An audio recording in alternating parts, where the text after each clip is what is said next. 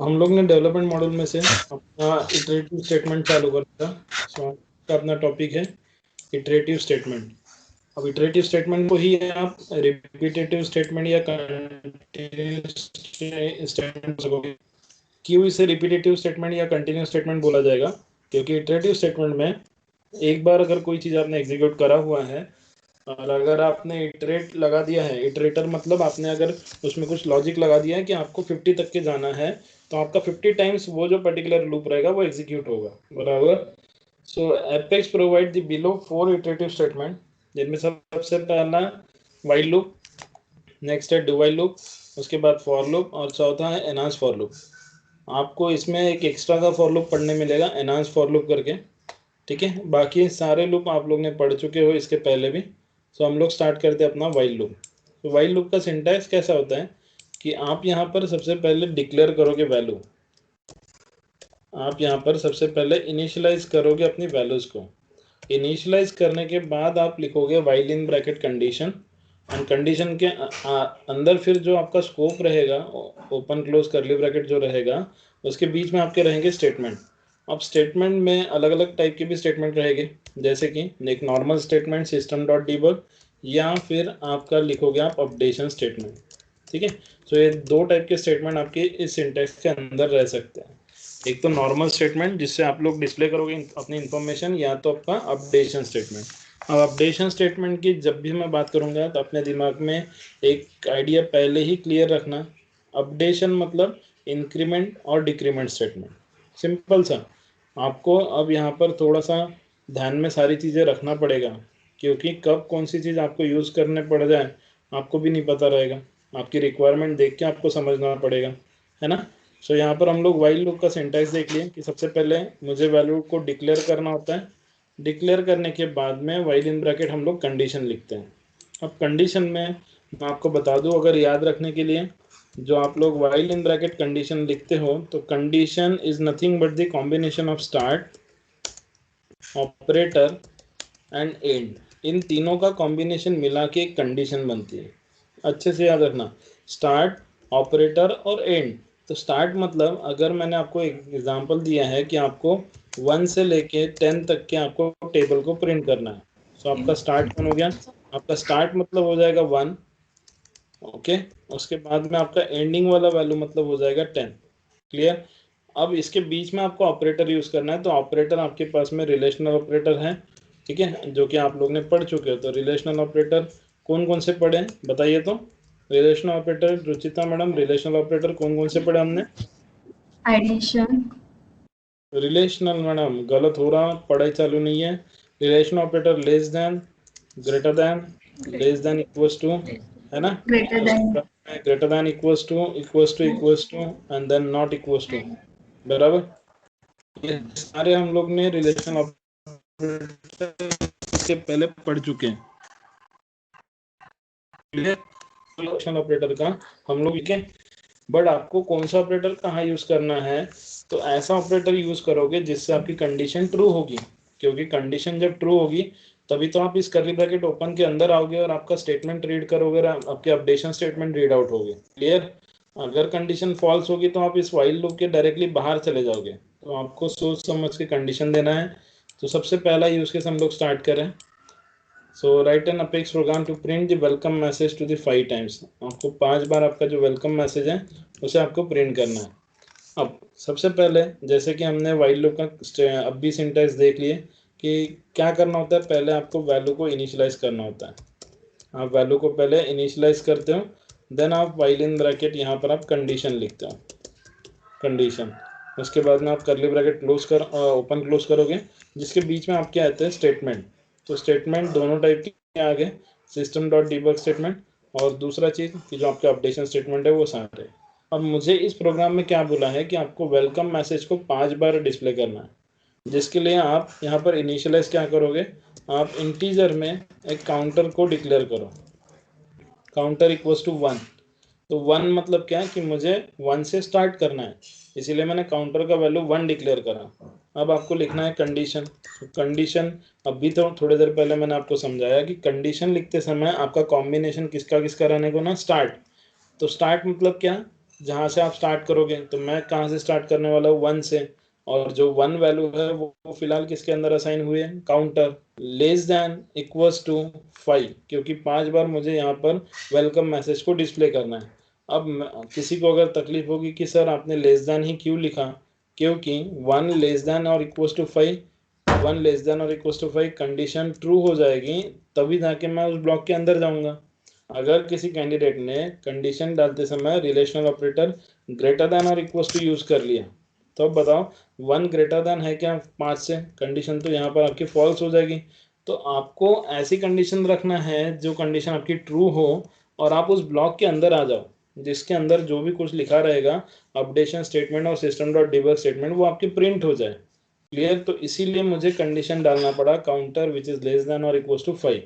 दूसरा चीज, लड़के लोग गलतियां यहाँ करते हैं कि वाइल लूप के बाजू में यहाँ सेमीकोलन लगा देते हैं। ऐसा कभी भी नहीं करना। कभी भी कोई भी सिंटैक्स में कंडीशन के बाजू में सेमीकोलन नहीं लगता, सिर्फ डू वाइल को छोड़ के। बाकी जितने भी हैं सभी में कंडीशन के बाजू में कहीं पर भी आप सेमीकोलन नहीं लगाओगे।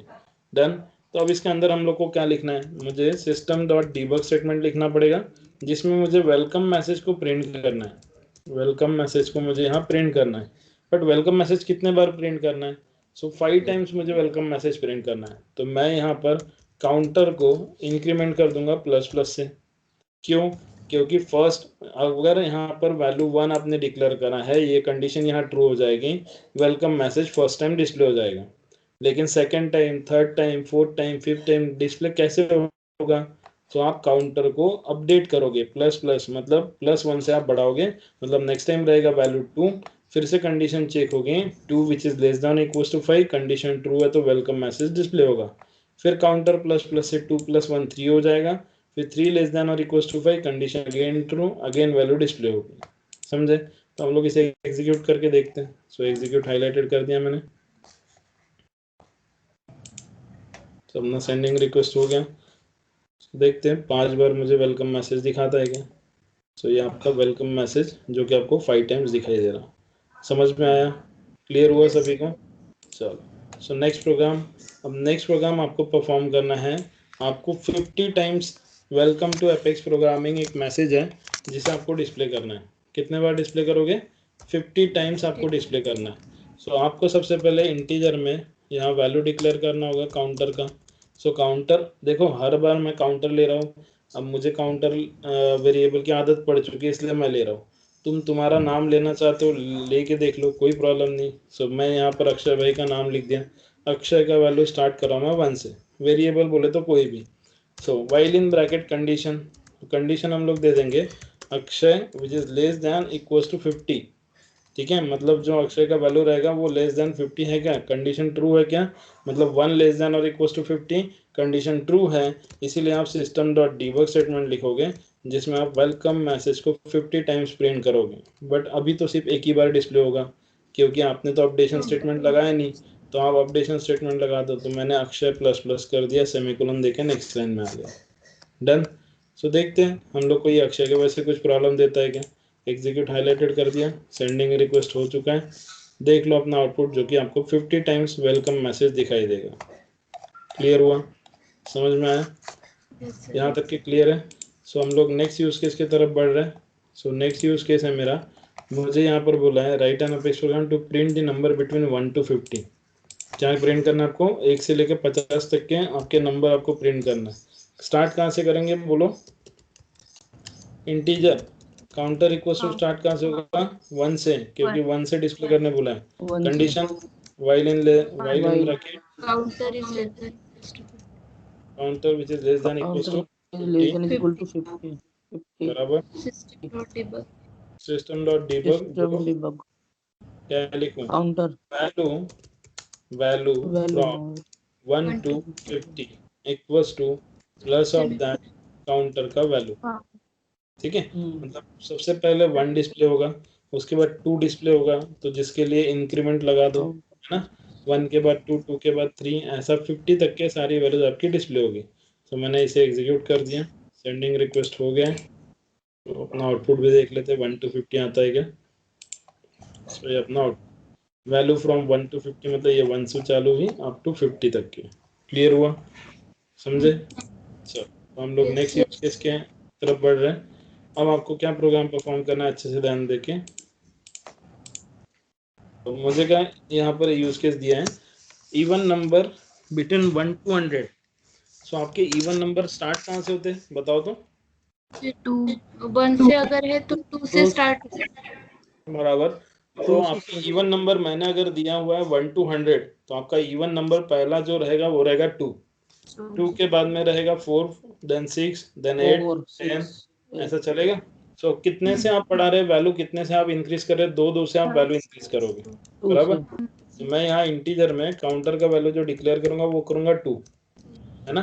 Then while in bracket condition लगाएंगे कि काउंटर का जो वैल्यू है विच इज लेस देन और इक्वल टू 100 रहेगा, मतलब 2 लेस देन और इक्वल टू 100 कंडीशन ट्रू होगी, तब जाके तुम 2 को डिस्प्ले करोगे। तो सिस्टम डॉट डिबग में इवन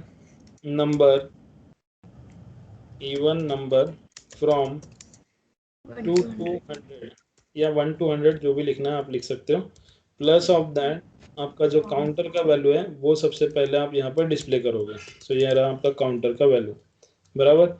इतना होने के बाद आप जो काउंटर का वैल्यू है उसे आपको प्लस इक्वल्स टू 2 आप ऐसा लिखो, या फिर अगर आपको ऐसा लिखना नहीं जम रहा है, प्रॉब्लम जा रहा है, तो आप counter equals to counter plus 2 लिख दो, बराबर। तो लिखने के लिए आप अलग अलग तरीके यूज कर सकते हो, कोई इशू नहीं। सो इसको भी एग्जीक्यूट कर दिया हमने। देखते हैं मेरे 2 से लेके 100 तक के सारे नंबर प्रिंट होते हैं क्या। तो ये हो गए आपके सारे इवन नंबर, ठीक है, समझे। आगे बढ़ते session. So next use case है write an Apex program to print the mathematical table of 5। आपको 5 का टेबल प्रिंट करना है, ठीक है, मैथमेटिकल टेबल 5। तो 5 का टेबल स्टार्ट कहाँ से होता है, 5 से ही होता है, बराबर। सो इंटीजर में सबसे पहले आप काउंटर का वैल्यू डिक्लेयर क्या करोगे, 5, बराबर। उसके बाद वाइल इन ब्रैकेट आपका रहेगा कंडीशन। कंडीशन क्या देंगे, counter which is less than equals to 50, ठीक है। इतना होने के बाद आप यहाँ पर सिस्टम डॉट डिबग स्टेटमेंट लिखोगे, जिससे आप table of 5 is equals to plus of that counter, ठीक है। बट इस बार जो आपका काउंटर है, आप 5 का टेबल देखते हो तो प्लस इक्वल्स टू 5 लिखना पड़ेगा, हर वैल्यू 5 से इंक्रीज होगी। अगर गलती से जल्दीबाजी में यहाँ पर काउंटर प्लस प्लस लिख दिए तो 5, 6, 7, 8, 9, 10 ऐसा प्रिंट होगा। मुझे वैसा नहीं होना, मुझे 5 का 10, 15, 20 ऐसा होना, ठीक है। सो एग्जीक्यूट कर दिया हमने, अगेन सेंडिंग रिक्वेस्ट हो गया। तो ये रहा अपना आउटपुट जिसमें टेबल ऑफ 5 प्रिंट होके रेडी है, क्लियर। उसके बाद बढ़ते हम लोग आगे। सो नेक्स्ट यूज केस जिसमें असाइनमेंट दी है आप लोगों को, बट असाइनमेंट में से एक असाइनमेंट मैं सॉल्व करके दे देता हूँ, दूसरा असाइनमेंट जितने भी हैं बाकी सारे असाइनमेंट आप लोग परफॉर्म करोगे, ठीक है। सो अपना यूज केस है, मुझे यहाँ पर बोला गया है कि प्रिंट करना है आपके सारे नंबर 1 to 100 के बीच, मतलब 1 से 100 तक के सारे नंबर प्रिंट करना है, बट उसको रिवर्स ऑर्डर में प्रिंट करना है। क्या लिखोगे प्रोग्राम में, इंटीजर सेम काउंटर का स्टार्ट करना पड़ेगा, बट इस बार जो आपका काउंटर है वो स्टार्ट होगा 100 से, क्योंकि आपको उल्टा प्रिंट करना है, 100, 99, 98 ऐसा प्रिंट करना अप टू 1 तक के, इसीलिए काउंटर को स्टार्ट करो 100 से। वाइल इन ब्रैकेट कंडीशन ऐसा देना जो कि ट्रू हो। सो इस बार condition counter which is greater than और इक्वल्स टू 1 देंगे हम लोग, क्योंकि इस बार जो मेरा वैल्यू है वो है 100 ग्रेटर देन और इक्वल्स टू 1, ये कंडीशन चेक होगी, और ये कंडीशन ट्रू अगर है तो ही जाके आप अंदर आओगे और लॉजिक लगाओगे, बराबर। सो इसीलिए मेरा यहाँ पर कंडीशन ट्रू होता है सही में, तो इसीलिए मैं यहाँ सिस्टम डॉट डिबग स्टेटमेंट लिखूंगा। मैं उसमें लिखूंगा table from 100 to 1 equals to plus of that आपका जो काउंटर का वैल्यू है उसे आप डिक्लेयर करोगे, डिस्प्ले करोगे, बट इस बार जो आपका काउंटर है वो आपका 1 से डिक्रीज होगा, मतलब माइनस माइनस आप लगाओगे, समझे, क्लियर है यहाँ तक के। तो इसे एग्जीक्यूट कर दिया हमने, देखते हैं हमारा क्या आता है आउटपुट। सो ये रहा आपका आउटपुट 100, 99, 98 अप टू 1 तक, डन, समझे, सभी को क्लियर है यहाँ तक के। सो ये जो भी असाइनमेंट आपको यहाँ दिया गया है ये असाइनमेंट आप लोग सॉल्व करोगे, ठीक है, और इसे मुझे स्क्रीनशॉट निकाल के भेजना। देन हम लोग आगे बढ़ते हैं अपने नेक्स्ट यूज केस की तरफ। नेक्स्ट स्टेटमेंट है अपना डू वाइल स्टेटमेंट। अब जैसा वाइल था वैसे ही डू वाइल है, बट सिंटैक्स में थोड़ा सा चेंज है। बाकी सब कुछ एज इट इज रहेगा, लॉजिक वगैरह सेम लगाओगे, बट सिंटैक्स में ही मेन चेंज है। ये एक ऐसा अकेला स्टेटमेंट है जिसमें कंडीशन के बाजू में सेमीकोलन लिखा जाता है डू वाइल में। बाकी कोई भी जितने भी कंडीशनल स्टेटमेंट आप पढ़ोगे या पढ़े होगे उसमें कहीं पर भी सेमीकोलन कंडीशन के बाजू में नहीं लगता। But while do while loop एक ऐसा लूप है जिसमें वाइल के बाजू में कंडीशन लगाना होता है। अब वो क्यों लगाना होता है, क्योंकि हम लोग इसमें सबसे पहले डू लिखते हैं।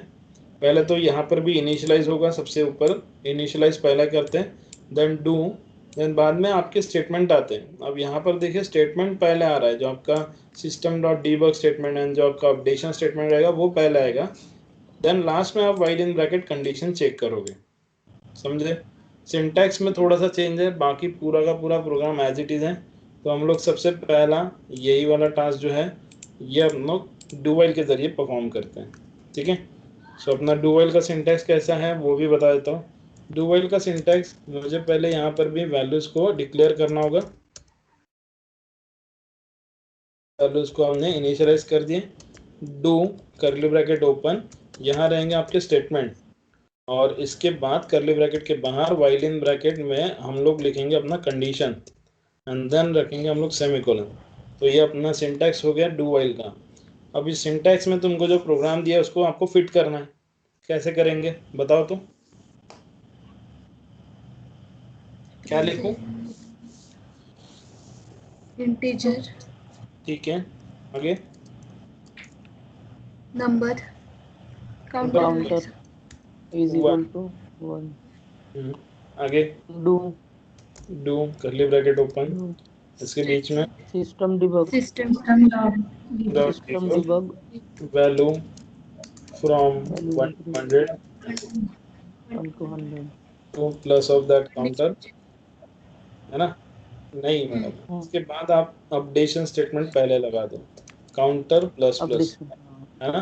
प्लस 1 के बाद 2 होगा, 2 के बाद 3 होगा, एंड देन बाद में फिर आपकी कंडीशन चेक होगी लास्ट में, while in bracket counter which is less than equals to 100, और कंडीशन के बाद आप लगाओगे सेमीकोलन। समझे? सो देखते हैं एग्जीक्यूट होता है नहीं होता है। तो ये एग्जीक्यूट हाईलाइटेड कर दिया। सिंटैक्स में सिर्फ चेंज मिलेगा, बाकी पूरा का पूरा एज इट इज है, कोई कहीं पर भी कुछ चेंजेस नहीं है।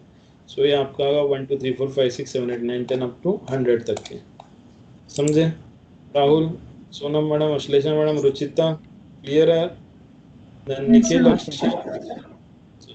सो तुम सभी के लिए एक नेक्स्ट यूज केस जिसे आप लोग परफॉर्म करोगे, आपको प्रिंट करना है, print all the odd number from 1 to 100 is in reverse order। समझा यूज केस क्या है? जितने भी ऑड नंबर हैं सारों को आपको प्रिंट करना है। 1 से लेके 100 तक के जितने भी ऑड नंबर आते हैं उन सारों को आप प्रिंट करोगे रिवर्स ऑर्डर में। कैसे करोगे बताओ? Integer counter is equal to 100 to 900, 99 भी ले सकते हैं ना। 100 आपका इवन नंबर है कि ऑड है, पहले तो वो देख।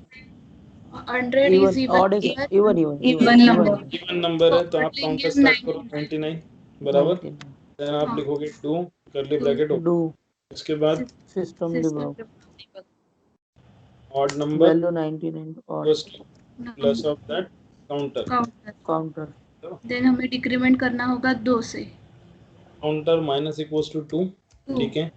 हाँ। Then while in while bracket बोलो condition counter greater than greater than it equals to 1 बराबर, सेमीकोलन। ठीक है? देखते हैं इसका आउटपुट आता है क्या। सो 99 97 95 93 इस फॉर्म में अपने को आंसर 1 तक के मिलने को ना। तो ये रहा आपके सारे ऑड नंबर। ओके, अब देखो कोई बंदा यहाँ पे लॉजिक कैसा लगाता है। अब देखो यूजर खुद के माइंड को ही डिस्टर्ब कैसे करता है। वो क्या सोचेगा, ऑड नंबर दिया है उसके दिमाग में इवन और ऑड वाला जो लॉजिक रहता है ना, if num mod two equals to 0, वही उसके दिमाग में दौड़ते रहता है। तो उसको यूज करने की यहाँ क्या गरज पड़ेगी? कुछ भी गरज नहीं पड़ेगी। हम लोग उससे ही प्रोग्राम कॉम्प्लिकेटेड करते हैं, तो ऐसा बिल्कुल मत करो। जब सिंपल लॉजिक से हो रहा तो प्रोग्राम को कॉम्प्लिकेटेड मत करना, ठीक है। सो यहाँ हमने किसी टाइप का कोई भी लॉजिक नहीं दिया, सिंपली 2 से उसको डिक्रीमेंट कर दिया, डन। सो नेक्स्ट यूज केस की तरफ हम लोग बढ़ते हैं। सो हमारे जितने भी यूज केस हमने वाइल लूप से लिए हैं, जो यूज केस आपको असाइनमेंट के तौर पे मिले हैं, और जितने भी यूज केस मैंने वाइल लूप के जरिए लिए हुए हैं, ये सारे यूज केसेस को आप डू वाइल के जरिए परफॉर्म करके मुझे भेजोगे, चलेगा? ठीक है। सो नेक्स्ट स्टेटमेंट हम लोग स्टार्ट करें अपना for loop. So for loop in दोनों से ज़्यादा कंपेटेबल अपना फॉर लूप, वाइल और डू वाइल से। अब ऐसा क्यों?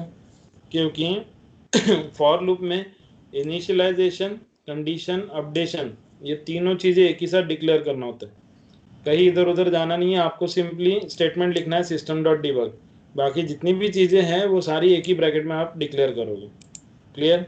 सो ये आपका एक कंपेटिबल फॉर लूप है, जिसमें कैसा है कि एकदम से सारी चीज़ें इजीली आपको परफॉर्म करके मिल जाएगी। तो ये आपका यूज केस है जिसमें आपको मैथमेटिकल टेबल प्रिंट करना है 6 का, मैथमेटिकल टेबल आपको प्रिंट करना है 6 का।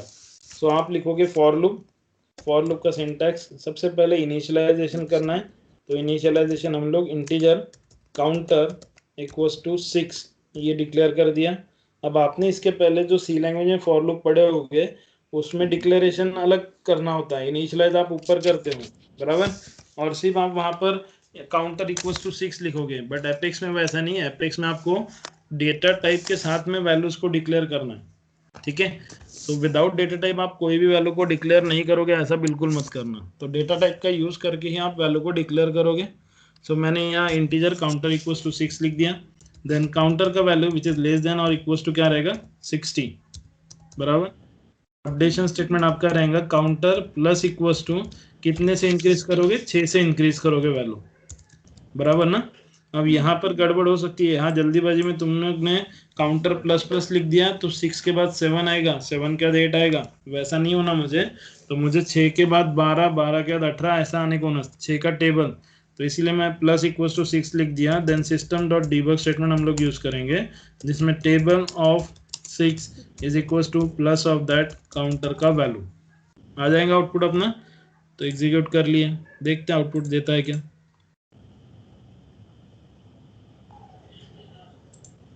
सो ये रहा अपना टेबल ऑफ 6, समझ में आया? क्लियर है यहाँ तक के? सो ऐसे ही सेम आपको जितने भी while loop, do while loop के प्रोग्राम हमने अभी के सॉल्व करें, सेम प्रोग्राम सेम असाइनमेंट आप फॉर लूप से भी परफॉर्म करके देखो और उससे भी मेरे को आप भेजोगे, चलेगा? जम जाएगी? किसी कुछ प्रॉब्लम? अब देखो यहाँ पर मैंने एक यूज केस मैंने सॉल्व करके दिया है, mathematical table of given number. यहाँ पर टेबल प्रिंट करना है 16 का। किसका टेबल प्रिंट करना है? 16 का। तो 16 का टेबल प्रिंट करने के लिए देखो मैंने इस लॉजिक को कितना कॉम्प्लिकेटेड कर दिया, जिसको आप बड़ा इजीली सॉल्व कर सकते थे। तो आप जितना इजीली हो सकता है उतना इजीली आप सॉल्व कीजिए, ठीक है। इतना कॉम्प्लिकेटेड लॉजिक के ऊपर जाने की कोई आवश्यकता नहीं है। सो मैंने जो यूज केस अभी परफॉर्म करके दिखाया, इस टाइप से आप लोग भी परफॉर्म करोगे, क्लियर? चलो, सो नेक्स्ट टॉपिक स्टार्ट करें हम लोग। अपना नेक्स्ट टॉपिक है एरे, ठीक है। अब एरे के बारे में अगर किसी कुछ पूछे तो it is a collection of similar element of data type आपके हिसाब से, और वो रहता भी है, मैं उसको गलत नहीं बोलूँगा। बट अगर एरे का सिंटैक्स आप लोगों को पूछूं तो आप सभी जन अभी इंजीनियर हो, है ना, तो बता दो एरे का सिंटैक्स कैसा लिखना होता है। एरे का syntax int a in bracket size declare, data type लेंगे, फिर variable name and size declare करेंगे उसके पहले, ठीक है, कर दिया मैडम मैंने। इसके बाद सेमीकोलन। साइज अगर देना है तो साइज वहाँ पे भी दे सकते हैं कर्ली ब्रेसेस में। एलिमेंट अगर एलिमेंट देने हैं 5 के 1 2 3 4 5, सर ये भी बराबर है, एक टाइप ये भी है सेमीकोलन। ठीक है, दूसरा बता दीजिए। और अगर इसे ही लेना है इंट ए सबस्क्रिप्ट में 5 is equals to curly braces open करके हम एलिमेंट देंगे 5, इंटीजर टाइप के है तो 1 2 3 4 5। ठीक है, और किसी कुछ नॉलेज है एरे के बारे में? Rahul, Ashlesha madam? Equals to new. नहीं सर, 2 डायमेंशनल अरे भी रहता है ना। हाँ, ये बताया भाई ने, है ना। आपके 2 डायमेंशनल होते हैं, मल्टी डायमेंशनल भी होते हैं, है ना। ऐसे कोई कोई एरे रहते हैं। उसके बाद में सिंगल डायमेंशनल भी रहते हैं। तो अब ये तुमको जितना भी नॉलेज है उसके हिसाब से तुम सही हो तुम्हारे पोजीशन पे। मैं ऐसा नहीं बोलूँगा तुम लोग गलत हो, बट अभी जितना भी नॉलेज तुमने गेन किया अब तक के उसको भूल जाना, ठीक है। जितना भी तुमने पढ़ा 1 डायमेंशनल, 2 डायमेंशनल, मल्टी डायमेंशनल, ये सब कुछ चीज़ें भी भूल जाना, ठीक है। इवन ये सिंटैक्स जो मैडम ने बताया, मैडम मेरा सजेशन ये रहेगा कि आप इसे भी भूल जाइए, क्योंकि हम लोग का एपेक्स प्रोग्रामिंग में बहुत सिंपल सा फॉर्मेट है एरे को क्रिएट करने का। अब मैं सिंटैक्स नहीं बताऊंगा, मैं डायरेक्ट एक एग्जांपल बताऊंगा। तो हम लोग यहाँ एग्जांपल स्टार्ट कर रहे हैं हमारे एरे को क्रिएट करने के लिए। अब मेरा पहला यूज केस है create an array of integer type with size equals to 5। ये आपका एरे क्रिएट करना है आपको इंटीजर टाइप का। सो एरे क्रिएट करने के लिए यहाँ पर एपेक्स प्रोग्रामिंग में आप सबसे पहले डेटा टाइप का नाम लिखोगे इंटीजर, स्क्वायर ब्रैकेट को खाली छोड़ोगे क्योंकि आपको फिलहाल साइज नहीं पता है, ऐसा समझ के चलो। लेफ्ट हैंड साइड में जो स्क्वायर ब्रैकेट है आपने उसको खाली छोड़े क्योंकि आपको साइज नहीं दिया है, मैंने फिलहाल नहीं दिया है। फिर आप यहाँ एक वेरिएबल लोगे, रेफरेंस वेरिएबल जो लेना है वो ले लो। तो आपने कोड नाम से रेफरेंस वेरिएबल लिया, जो इंटीजर लेफ्ट हैंड साइड में लिखा है वही सिर्फ integer, new of that integer करके आप राइट हैंड साइड में लिखोगे। बट इस बार आपको साइज पता है तो इस बार आप साइज मेंशन करोगे 5। समझे? ये हो गया एरे का सिंटैक्स। क्लियर हुआ? अब इसके बाद अगर मैंने तुमको बोला कि आपको स्ट्रिंग साइज का, स्ट्रिंग डेटा टाइप का यूज करके एरे क्रिएट करना है जिसका साइज रहेगा 10। अब फिलहाल अगर मैंने आपको साइज नहीं दिया और आपको बोला स्ट्रिंग टाइप का एरे डिजाइन करो, तो आप एरे कैसे डिजाइन करोगे? आप यहाँ लिखोगे string square bracket open close, क्योंकि आपको साइज नहीं पता इसीलिए आपने उसको खाली छोड़े हो। रेफरेंस वेरिएबल जो भी ले रहे हैं आप ले लो, ए नाम से ले लिया इस बार मैंने, then new of that again string. But बाद में तो आप मुझसे बोलोगे कि सर आप तो साइज बता दो, तो ठीक है मैंने आपको साइज दे दिया 10 का। समझे? तो पहला ब्रैकेट इसलिए खाली छोड़ना है क्योंकि आपको पहले से साइज नहीं पता रहेगा, बाद में यूजर की तरफ से जब साइज पता चल जाएगा तब जाके आप यहाँ पर साइज को डिक्लेयर करोगे। क्लियर हुआ? अब ये पहला तरीका। अब अगर आपको बोल दिया मैंने कि आप एक इंटीजर टाइप का फिर से एरे क्रिएट करो, तो आपने क्या किए? इंटीजर टाइप का एरे क्रिएट करें, इंटीजर स्क्वायर ब्रैकेट एम्प्टी, ये हो गया आपका एरे क्रिएट। फिर मैंने आपको बोला इसमें आप एक रेफरेंस वेरिएबल लो, आपने वो भी ले लिए। फिर मैं बोल रहा हूँ कि ये जो रेफरेंस वेरिएबल है इसमें आप 5 वैल्यू डाल दो। कितनी वैल्यूज डालोगे आप? 5 वैल्यू एंटर कर दो। सो आप न्यू ऑफ दैट इंटीजर पहले लिख लोगे, बट अब इस बार आप स्क्वायर ब्रैकेट में साइज नहीं लिखोगे क्योंकि इस बार मैंने आपको वैल्यू बोल दिया है कि आप 5 वैल्यू डालो 1 2 3 4 5। तो आप वैल्यूज डालते समय 1 2 3 4 5 ऐसी वैल्यूज डाल दोगे। अगर आप वैल्यूज यहीं पर मेंशन कर रहे हो तो ब्रैकेट के अंदर साइज बिल्कुल मत लिखिए, एरर दे देगा सीधा। अगर आप यहाँ वैल्यू अगर डिक्लेयर नहीं कर रहे हो, नीचे साइड में डिक्लेयर अगर करना चाहते हो तो यहाँ पर आप साइज बिंदास दे सकते हो, कोई प्रॉब्लम नहीं। समझे? क्लियर हुआ इतना? सो हम लोग अपने नोट्स में जाते हैं। नोट्स में सारा कुछ चीज़ें डिटेल में लिख के दिए हैं, जैसे कि ये इंटीजर टाइप का एक एरे क्रिएट करा है, पहला स्क्वायर ब्रैकेट एम्प्टी है क्योंकि साइज नहीं पता। Reference variable equals to new of that integer, बाद में साइज पता चल गया तो साइज का वैल्यू डाल दिए 10। अब यहाँ से वो सिर्फ आप डेटा टाइप का एरे क्रिएट नहीं कर सकते हो, यहाँ आप लोग एपेक्स प्रोग्रामिंग में जो आपके स्टैंडर्ड और कस्टम ऑब्जेक्ट है ना उसके भी एरे क्रिएट होते हैं। सो फॉर एग्जांपल अपना स्टैंडर्ड ऑब्जेक्ट है अकाउंट, अगर आपको किसी ने बोल दिया कि अकाउंट क्लास जो है ना स्टैंडर्ड, उसका आप एरे क्रिएट करके दिखा दो। सो अकाउंट क्लास का पहला स्क्वायर ब्रैकेट एम्प्टी रहेगा क्योंकि अब आपको मैंने बोला नहीं है कि इतने रिकॉर्ड्स को बाहर निकालना है। रेफरेंस वेरिएबल आपने लिए लेकिन बाद में आपको मैं बोल रहा 40 रिकॉर्ड को बाहर निकालो। सो आप तब यहाँ पर उसका साइज मेंशन करोगे 40। मतलब अकाउंट ऑब्जेक्ट ने टोटल कितने रिकॉर्ड्स को होल्ड करके रखा है? 40 रिकॉर्ड्स को होल्ड करके रखा है। वैसे ही केस ऑब्जेक्ट का भी एक एग्जांपल दिया है, पोजीशन अंडरस्कोर अंडरस्कोर सी, मतलब ये आपका कस्टम ऑब्जेक्ट है जिसका आपने एरे क्रिएट करे हुए हैं। समझा?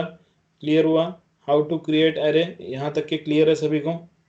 Yes sir. अब यहाँ पर कोई 1 डायमेंशनल नहीं होता, यहाँ कोई 2 डायमेंशनल नहीं होता, ना कोई मल्टी डायमेंशनल होता, यहाँ सिर्फ और सिर्फ एरे होता है। ठीक है, तो इसको बराबर याद रखना। अब हम लोग देखते हैं एरे का एक एग्जांपल प्रोग्राम जिसमें हम लोग ये वाला यूज केस सॉल्व करेंगे, अलग अलग मेथड्स को यूज करना मैं आपको सिखाऊंगा। एरे के अंदर वैल्यूज डालना है, अलग अलग वैल्यूज कैसे डालेंगे, किस तरीके से उसको डिस्प्ले करेंगे, ये सारा चीज हम लोग परफॉर्म करेंगे। अच्छे से ध्यान देना। पहला यूज केस मैं स्टार्ट कर रहा हूँ। Create an integer array with size 5। ठीक है आपको एक इंटीजर टाइप का एरे क्रिएट करना है। राहुल बता तो भाई कैसा लिखूं, एरे कैसे क्रिएट करेंगे? हाँ सर, इंटीजर लिखेंगे। स्क्वायर ब्रैकेट, इसे हाँ, स्क्वायर ब्रैकेट और रेफरेंस वेरिएबल लिखेंगे। कोड नाम से ले लिया, हाँ, इज इक्वल टू न्यू करके और इंटीजर लिखेंगे सर, उसके बाद में स्क्वायर ब्रैकेट डिक्लेयर करेंगे। अब आपको साइज पता चल गया, इसलिए राइट हैंड साइड में आप अभी साइज लिखोगे, समझे? अब ये हो गया आपका एरे क्रिएट। ओके, ये आपका एरे क्रिएट हो गया बराबर। अब एरे तो क्रिएट कर लिया, अब अगर मैंने आपको बोला कि इस एरे को आप डिस्प्ले करो, डिस्प्ले दी एरे, कैसे डिस्प्ले करना होगा? मेरे पास में सिस्टम डॉट डीबग है स्टेटमेंट, जिससे मैं कोई भी वैल्यू डिस्प्ले कर सकता हूँ। So array equals to plus of that, आपका जो रेफरेंस वेरिएबल है वो है कोड नाम से, आप उसे डिस्प्ले कर दोगे। तो देखते हैं हमारे डिस्प्ले होने के बाद क्या मिलता है। तो मैंने तो अभी सिर्फ वेरिएबल को डिक्लेयर करा है, तो मैंने एग्जीक्यूट कर दिया। सो आपको डीबग ओनली पे जब चेक मार्क लगाओगे तो आपने सिर्फ और सिर्फ एक नल वाला एरे डिक्लेयर करके रखा है, जिसमें किसी भी टाइप का कोई भी वैल्यू नहीं है। सिर्फ आपने अपने एरे को साइज देके रखा है 5 का, और आपने उसे डिस्प्ले कर दिया, उसके अंदर कोई वैल्यू नहीं डाले। तो आपने 5 का साइज दिया है करके यहाँ पर आपको 5 बार नल नल नल नल ऐसा दिखेगा। इतना स्टेप क्लियर है? यहाँ तक के समझा सभी को? अगर एम्प्टी एरे अगर आप डिस्प्ले करते हो तो उस एरे में आपको 5 बार नल दिखेगा, अगर आपने साइज 5 का दिए हो।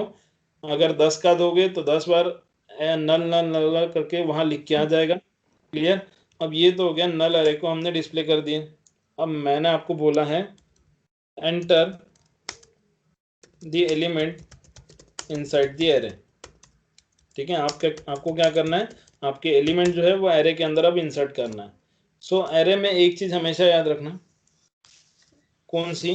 तो एरे में जो है इंडेक्स नंबर ऑलवेज स्टार्ट होता है 0 से।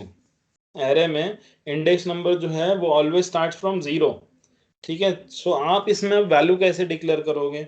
अब मेरा क्वेश्चन है आप लोगों के लिए कि आपने जो एरे क्रिएट करके रखा हुआ है, उस एरे को क्रिएट करने के लिए आपने रेफरेंस वेरिएबल का यूज क्या किया है? कौन से रेफरेंस वेरिएबल का यूज किया आपने, बताओ तो? कोड। हमारा रेफरेंस वेरिएबल है कोड नाम से, बराबर। कोड। तो हम उसी को लेके वैल्यू असाइन कर सकते हैं। तो with the help of reference variable value assign कैसे करेंगे? कोड स्क्वायर ब्रैकेट में पहला square bracket index number start from 0, इसीलिए मैं 0 लिखूंगा। पहला वैल्यू मैंने डाल दिया 19 for example. Second value code of 1 is equals to, next value हम लोग डाल देंगे 34। उसके बाद रहेगा मेरा next variable code of 2 equals to, यहाँ पर 45 डाल दिया मैंने। कोई भी वैल्यू आप एंटर करो, जो वैल्यू एंटर करना कर सकते हो। तो मैंने code of 3 equals to 56 done. इसके बाद में कोड ऑफ 4, जिसमें हम लोग यहाँ पर लिखेंगे इक्वल्स टू 78। ठीक है, अब यहाँ कोई कोई लड़के गलतियाँ क्या करते हैं, उनको लगता है कि यार मास्टर ने तो 5 का साइज लिया है, वो बंदा 0 से स्टार्ट करता है लेकिन यहाँ 5 भी लिखता है, कोड ऑफ 5, है ना? ऐसा बिल्कुल मत करना। 0 से स्टार्ट करे हो मतलब ये 1 2 3 4 5 काउंट कर लेना, ये 5 हो गए, बराबर। इसके लिए आपका इंडेक्स नंबर है 0, इसीलिए मैंने ब्रैकेट में वहाँ इंडेक्स नंबर लिखा हुआ है 0। इसके लिए अपना इंडेक्स नंबर रहेगा 1 करके ब्रैकेट में इंडेक्स नंबर 1 लिखा है, और आखिरी वाला इंडेक्स नंबर रहेगा 4। अब ये हो गए आपके एलिमेंट्स एंटर। किसके अंदर एंटर हो गए एलिमेंट्स? आपके एरे के अंदर। अब मैंने आपको बोला कि डिस्प्ले दी एलिमेंट, मैंने आपको यूज केस दिया है डिस्प्ले दी एरे। अब उस एरे को आप डिस्प्ले करो। सो डिस्प्ले करने के लिए आप सिस्टम डॉट डीबग स्टेटमेंट लिखोगे, जिसमें आप फर्स्ट एलिमेंट ऐसा करके लिख दिए इक्वल्स टू। अब यहाँ प्लस ऑफ दैट क्या लिखोगे? तो पहला जो एलिमेंट है 19, ये कौन से वेरिएबल में जाके असाइन हुआ है? आपके कोड ऑफ 0 के अंदर जाके असाइन हुआ है। किसके अंदर? Code of 0। तो करके आप यहाँ लिखोगे कोड ऑफ 0। समझ में आया? क्लियर हुआ? ठीक है। सो इससे क्या होगा, सिर्फ पहला एलिमेंट आपका डिस्प्ले होगा, 19 वैल्यू आपकी डिस्प्ले होगी। बट आपको पूरी की पूरी वैल्यू डिस्प्ले करना है तो तीसरे बार, चौथे बार, पांचवी बार आपने कॉपी पेस्ट कर दिए, जहाँ कोड 0 है वहां 1 कर दिए, जहाँ 0 है अगेन 2, देन नेक्स्ट टाइम 3, उसके नेक्स्ट टाइम 4 हो गए। ये पांचों एलिमेंट्स आपने एंटर कर दिए, 0 1 2 3 4। यहाँ पर सेकंड रहेगा, second element is equals to ऐसा दिखेगा, यहाँ रहेगा अपना थर्ड, यहाँ रहेगा फोर्थ, यहाँ रहेगा फिफ्थ एलिमेंट।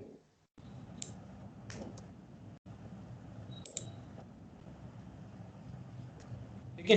अब इसे अगर मैं एग्जीक्यूट करता हूँ तो देखते हैं अपना आउटपुट क्या मिलता है। सो मैंने एग्जीक्यूट कर दिया, डेवलपर कंसोल में गए, debug only pay check mark लगाएंगे तो आपको जो आउटपुट है अलग अलग लाइन में आपके एलिमेंट्स मिल जाएंगे, 19 34 45 56 78। अब ये आपको अलग अलग लाइन में मिला। मैंने अगर आपसे बोला कि मुझे अलग अलग लाइन में नहीं होना, मुझे एक ही लाइन में होना पूरे के पूरे एलिमेंट्स, तो आप कैसे डिस्प्ले करोगे? सो अगर आपको ऐसा डिस्प्ले करना है, display in one line, display in one line मतलब एक ही लाइन में आपको सारे एलिमेंट होना, 19 34 45 जो अभी अलग अलग लाइन में आ रहा है, तो सिस्टम डॉट डीबग स्टेटमेंट आप लिखोगे जिसमें array details is equals to जो आपका एरे है। सो एरे का रेफरेंस वेरिएबल इस बार क्या है तुम्हारा कोड, जो कि आपने ऊपर में डिक्लेयर करा है। पहले आपने उसी कोड को डिस्प्ले करा, 5 बार नल दिखा, इसलिए नल दिखा क्योंकि कोई वैल्यू ही नहीं डाले थे। बट अब आपने 5 वैल्यू डाल दिए, अब आप फिर से एरे को डिस्प्ले कर रहे हो, तो देखते हैं अब आउटपुट क्या मिलेगा। सो हमने इसे एग्जीक्यूट कर दिया, सो अपना डेवलपर कंसोल। सो देखिए मेरा जो एरे डिटेल्स है, पांचों वैल्यू आपको एक ही पैरेंथेसिस में यहाँ पर दिखाई दे रही है। इतना चीज क्लियर हुआ क्या? सभी को समझा यहाँ तक के मैंने क्या किया, कैसे किया? हाँ Yes, सर। sir. किसी की कुछ प्रॉब्लम, यहाँ तक कि किसी को कुछ प्रॉब्लम है तो पूछ सकते हो। आगे बढ़ू? सर हाँ सर। ठीक है। अब देखो यहाँ पर हमारी क्या हो रही है, यहाँ हम लोग मजदूर वाला काम कर रहे हैं। मजदूर वाला काम हम लोग इसलिए कर रहे हैं क्योंकि यहाँ पर हर एक अलग अलग लाइन में मैं पांचों एलिमेंट्स को डिक्लेयर कर रहा हूँ। यहाँ 5 बार उनको डिस्प्ले करने के लिए 5 बार, मतलब 10 लाइन मैंने टोटली वेस्ट कर दिया। सो मैं चाहता हूँ कि ऐसा ना हो, तो सिंपल क्या है, आपके पास है फॉर लूप। कौन सा लूप आपके पास? For loop. आप फॉर लूप के अंदर सीधा सीधा लिख दो फॉर लूप, अभी जस्ट हमने पढ़े थोड़ी देर पहले, तो हम लोग क्या लिखते हैं फॉर लूप का syntax, integer counter equals to, start करेंगे हम लोग 0 से। क्यों? क्योंकि एरे में जो इंडेक्स नंबर है वो भी स्टार्ट होता है 0 से, सो काउंटर भी हम लोग 0 से स्टार्ट कर रहे हैं। Counter which is less than और इक्वल्स टू 4, 0 to 4 मतलब 5 एलिमेंट हो गए। देन काउंटर को आप प्लस प्लस कर दीजिए। इतना होने के बाद करली ब्रैकेट ओपन किया, सिस्टम डॉट डीबग स्टेटमेंट आप लिखो, array details is equals to plus of that, आपका जो रेफरेंस वेरिएबल है वो है कोड, स्क्वायर ब्रैकेट के अंदर आप लिखोगे काउंटर को। समझे क्या किया मैंने? जो रेफरेंस वेरिएबल था कोड, उसको एज इट इज लिया, बट अभी स्क्वायर ब्रैकेट में अंदर मैंने लिखा है काउंटर, क्योंकि इस बार मेरा ये काउंटर का ही वैल्यू है जो 0 से स्टार्ट होने वाला है, 4 तक के जाएगा, बराबर। सो हमने क्या किया, जो मैं 5 बार 10 बार जो लाइन फालतू में वेस्ट कर रहा था, हम लोग जो मजदूरी वाला काम कर रहे थे, हम उससे बचना चाहते थे, क्योंकि हम लोग आफ्टर ऑल इंजीनियर है, हम लोग स्मार्ट वर्क करने के लिए जाने जाते हैं, तो हम लोग मजदूरी वाला काम नहीं करेंगे। हमने यहाँ पर फॉर लूप यूज कर लिए, डन। सो देखते एग्जीक्यूट होने के बाद आउटपुट सही में देता है क्या। सो एग्जीक्यूट हो चुका है, डेवलपर कंसोल में गए और ये एरे डिटेल्स नल, एरे डिटेल्स नल। अब ऐसा क्यों दिखा रहा, बोलो? कोई वैल्यू डिक्लेयर कराएंगे वैल्यू यहाँ पर, असाइन, किसी टाइप का हाँ यहाँ वैल्यू पर असाइन। किसी टाइप का कोई भी वैल्यू असाइन नहीं कराएं। अब क्या चाहते हो आप कि सर आपने जो 5 बार लिखे थे ना, जब ये एक स्टेटमेंट लिखे थे कोड ऑफ 0 इक्वल्स टू 19 ऐसा वैल्यू डाले थे, तो अब हम उससे भी बचना चाहते हैं, वो 5 लाइन हम वेस्ट नहीं करना चाहते हैं। तो अब अगर आप उससे बचना चाहते हो तो इसी के सामने करली ब्रैकेट दे दो, पहला वैल्यू 10 20, दूसरा वैल्यू 30, तीसरा वैल्यू 40 एंड 50। करली ब्रैकेट के अंदर अगर आप वैल्यू पास ऑन कर रहे हो तो यहाँ जो आप साइज देते हो उसको आप नहीं लिखना। अगर गलती से आपने यहाँ साइज भी लिखा और वैल्यू भी एंटर कर रहे हैं, ऐसा नहीं होगा। एक तो आपको बोला जाएगा कि या तो आप वैल्यूज डिक्लेयर करो, साइज मत लिखो, या तो आप अगर साइज लिख रहे हो तो पुराने स्टाइल में जैसा मैंने लिखा था अलग अलग लाइन में, code of 010, code of 120, code of 230, ऐसा आपको भी लिखना पड़ेगा। बड़ा उससे बचना चाहता था, इसीलिए मैंने कर्ली ब्रैकेट के अंदर उसकी वैल्यूज भी एंटर कर दिया। क्लियर? अब देखते सही में आउटपुट आता है क्या, है ना। पहले तो नल दिखाया क्योंकि कोई भी वैल्यू एंटर नहीं करा था। सेंडिंग रिक्वेस्ट हो गया, डीबग ओनली पे जाके देख लेते हैं कि सही में आउटपुट क्या दिखा था। तो ये रही मेरी वैल्यू 10, 20, 30, 40, 50। समझ में आया? क्लियर हुआ? अब मैंने आपको एक क्वेश्चन किया कि यार चलो ठीक है, तुमने ये सब चीज कर लिया बराबर, मुझे अब साइज बताओ एरे का कितना है, साइज ऑफ एरे। मैंने आपको क्वेश्चन किया आपके एरे का जो है साइज निकाल के दिखा दो यार। साइज तो मेरे को पता है 5 का है, बट प्रोग्रामेटिकली कैसे निकाल के दिखाओगे? तो system dot debug statement use करो, size of array is equals to plus of that code नाम का जो रेफरेंस वेरिएबल है उसको डॉट लगा के साइज मेथड को कॉल करके देखो। तो अगर ऐसी कोई मेथड एरे के पास अगर होगी तो ये काम करेगी। तो मैंने एग्जीक्यूट कर दिया, सेंडिंग रिक्वेस्ट हो गया। सो देख मेथड है क्या जिससे आपको साइज पता चलता है, हमने तो यूज कर लिए, एग्जीक्यूट भी हो गया। सो अपने पास एरे ऑफ साइज के लिए डॉट साइज नाम से एक मेथड है जिससे आपका साइज ऑफ एरे पता चलेगा 5 है करके। क्लियर हुआ? सो कोई इंटरव्यूअर ऐसा भी बोल सकता है कि आप साइज कैलकुलेट करके तो आपको सिर्फ और सिर्फ जो आपका रेफरेंस वेरिएबल है उसके बाजू में डॉट साइज मेथड को कॉल करना है, बाकी कुछ भी नहीं करना आपको ज्यादा। क्लियर हुआ? समझे यहाँ तक? क्लियर है सभी को? किसी कुछ प्रॉब्लम है यहाँ तक के तो बोलो। चलो, so next enhance for loop अब मैं बताने जा रहा हूँ, अच्छे से ध्यान देना, बहुत ज़्यादा इंपॉर्टेंट है। और एनहांस फॉर लूप सबसे अच्छा है कंपेयर करें तो हम लोग वाइल, डू वाइल और फॉर की, इन सबसे अच्छा है एनहांस फॉर लूप। और वो अच्छा क्यों है उसका रीज़न अभी पता चलेगा। सो मैंने क्या किया है, एक एरे क्रिएट करके रखा है, उसमें 5 वैल्यू असाइन करके रखा है। अब इन 5 वैल्यूज को मुझे डिस्प्ले करना है। तो अभी मैंने थोड़ी देर पहले बताया कि आप डिस्प्ले कैसे करोगे, आप फॉर लूप लगाओगे। देखो ये थोड़ी देर पहले क्या चीज़ बताया मैंने, ये भी बताता हूँ। थोड़ी देर पहले मैंने फॉर लूप लगाया यहाँ पर और उसमें सब कुछ लिखा, counter equals to 0, counter which is than equals to 4, counter plus plus, इतना बड़ा तामझाम लिखा है मैंने। और वो लिखने के बाद मैं हर एक वैल्यू को मेरी डिस्प्ले कर रहा हूँ, लेकिन मैं चाहता हूँ कि मैं ऐसा ना करूँ, बराबर। तो मैं क्या कर देता हूँ, इसको मैं कमेंट में कन्वर्ट कर देता हूँ, आपको ये कोड दिखते रहेगा नीचे में। हम लोग इसके ऊपर में एनहांस फॉर लूप यूज करते हैं, हम लोग इसमें एनहांस फॉर लूप यूज करते हैं। और एनहांस फॉर लूप यूज कैसे करेंगे उसके ऊपर अच्छे से ध्यान देना। तो एनहांस फॉर लूप में हम लोग ने जिस टाइप का एरे क्रिएट करा हुआ है उसका डेटा टाइप क्या, बोलो कौन से डेटा टाइप का यूज करके आपने एरे को क्रिएट करा है? इंटीजर, बराबर। तो इंटीजर डेटा टाइप आपने यहाँ पर लिखना, आपके एनहांस फॉर लूप में आप लिखोगे इंटीजर। रेफरेंस वेरिएबल ले लो कोई भी एक, तो मैंने रेफरेंस वेरिएबल इसके नहीं किया है तो मैंने लिया ए, उसके बाजू में दे दो कोलन, और कोलन के बाद में आपने जो ऊपर एरे क्रिएट करके रखा है उसका रेफरेंस वेरिएबल कौन सा है जिसके अंदर वैल्यूज अवेलेबल है, तो उसका रेफरेंस वेरिएबल है कोड नाम से। समझे? ये आपकी जो 5 वैल्यूज है ये किसके अंदर है फिलहाल, ये कोड वाले वेरिएबल के अंदर असाइन हुई है।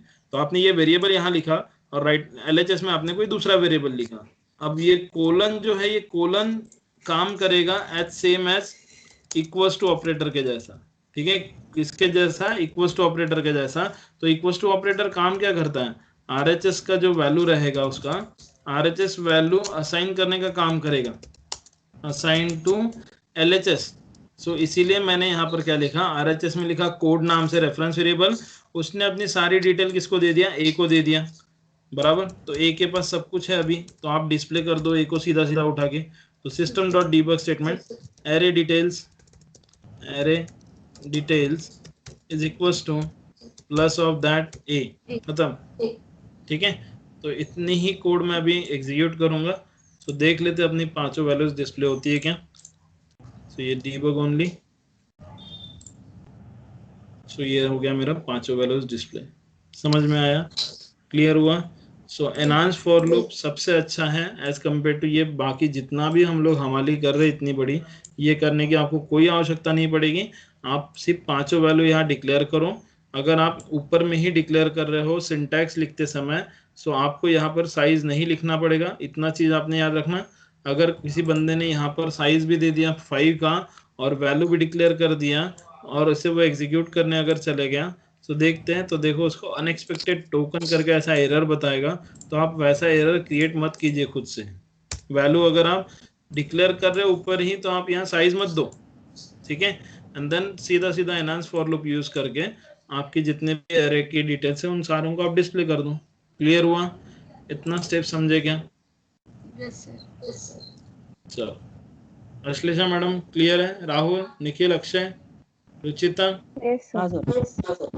अब यस सर। तुम लोग को अभी अगर क्लियर नहीं हो रहा है तो रिकॉर्डिंग पॉज कर करके देखो, तब जाके आपको सारी चीज पता चलेगी, ठीक है। अब मेरा नेक्स्ट यूज केस है, उसे भी मैं परफॉर्म करके दिखा रहा हूँ, अच्छे से ध्यान देना। Create an array of size 5 and display the city name and display the city name। क्या करना है आपको? एक एरे क्रिएट करना है जिसका साइज रहेगा 5 का, जिसके जरिए आप 5 सिटी के नाम डिस्प्ले करोगे। अब जितना सिंपल तरीके से हो सकता है उतना सिंपल तरीका बताओ, और मेरे 5 सिटी के नाम डिस्प्ले करना है मुझे, वो डिस्प्ले करके दिखा दो। तो सबसे सिंपल तरीका क्या? पहले तो आपको एरे को सिंटैक्स लिखना पड़ेगा, डिक्लेयर करना पड़ेगा। सो सिटी के नाम रहते हैं स्ट्रिंग में, तो एरे बनेगा स्ट्रिंग डेटा टाइप, ठीक है। पहला स्क्वायर ब्रैकेट एम्प्टी रहेगा, रेफरेंस वेरिएबल सिटी ले लो equals to new of that string. अब ब्रैकेट अपना एम्प्टी रखेंगे क्योंकि मैं चाहता हूँ कि मैं उसी के सामने वैल्यू डिक्लेयर करूँ। सिंगल इनवर्ट कॉमा में नागपुर करके लिख दो, second single invert comma Pune, next invert comma Mumbai, बाद कॉमा दे के नेक्स्ट इनवर्ट कॉमा में चेन्नई, उसके बाद कॉमा दे के नेक्स्ट इनवर्ट कॉमा में हैदराबाद। हो गया? इतना होने के बाद में आपने सेमीकोलन दे दिया।